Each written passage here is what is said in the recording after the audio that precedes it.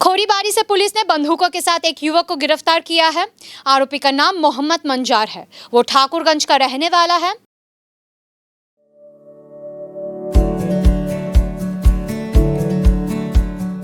Pampered, not just a hospital, but a mother.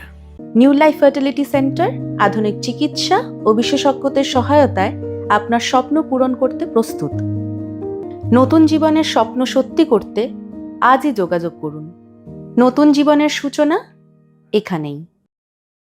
बताया गया है कि खोरीबारी के चक्करमारी संलग्न सिंगिया जोत में बंदूकों के आदान प्रदान की सूचना पुलिस को मिली थी। इसके बाद इलाके में छापेमारी की गई और मोहम्मद मंजार नामक युवक को हिरासत में लिया गया।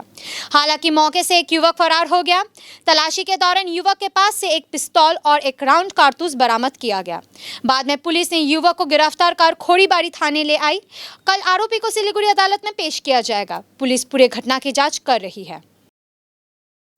जी हमारे पास नहीं था ये, नहीं मालूम सर, झूठ नहीं बोल रहे सर, हमको पता नहीं कैसे आया।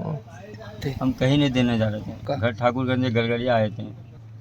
हमारे पास था ही नहीं सर। जी नहीं सर, हम 2 लड़का आए थे, उसका बहन का 1 मीटर हो गया गलगलिया में।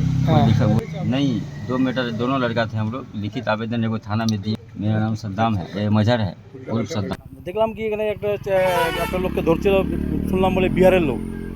তো পুলিশরা দেখলাম না আসে, দেখি সাথে আর অগ্নিস্ত্র ছিল একটা, পিস্তলটা দেখলাম আমি হাতের মধ্যে।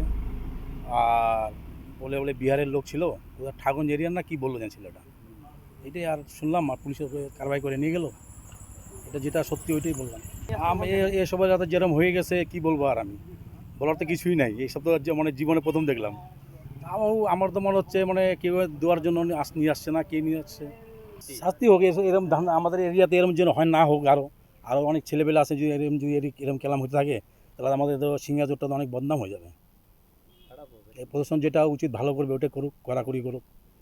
প্রশাসন তো বলে আমাদের রাত বিরাত কোনো লোকজন 9টা-10টা পরে লোকজন ঘুরে না, ওটার মধ্যে ভালো ভালো লোকও ধরা পড়ে যেতে পারে। এর জন্য নিজের 9টা-10টার মধ্যে নিজের সম্পূর্ণ বাড়িতে থাকার উচিত।